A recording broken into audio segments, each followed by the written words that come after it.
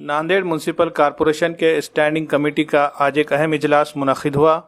Committee के chairman Virendra सिंह गाड़ीवाले की सदारत में मुनक्किदा इजलास में 12 अहम तजवीज़ों को मंजूरी दी गई, जबकि एक तजवीज़ को मंजूरी के लिए कलेक्टर से रुजू किया जा रहा है।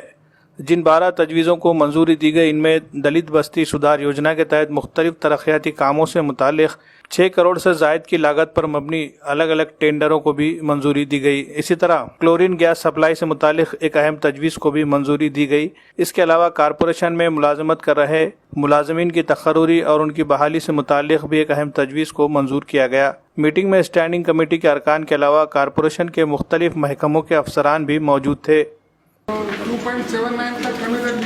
13 विषय आज स्थायी समितीमध्ये होते। 13 विषयापैकी 12 विषय हे पारित करण्यात आलेले आहेत। एक विषयाला सभापतीला अधिकार देण्यात आलेला आहे, ते जिल्हाधिकारी महोदयांशी चर्चा करून फायनल होणार आहे विषय क्रमांक 1। बाकी 12 विषय पास करण्यात आलेले आहे। दलित वस्ती योजनेतील जे निविदा होत्या ते सर्व विकास कामाची निविदा जवळजवळ 6 कोटी रुपयाची आम्ही पारित केलेलो आहे। त्यासोबत क्लोरीन गॅसचा एक सप्लायचा विषय आम्ही पारित केलेला आहे आणि तसेच अशासकीय जे सदस्याचे ठराव होते त्यासुद्धा आम्ही कर्मचाऱ्यांचा सेवा सातत्याचा विषय आणि त्यासोबत इथे मानधनवर निवडणीचा विषय आम्ही आज पारित केलेला आहे।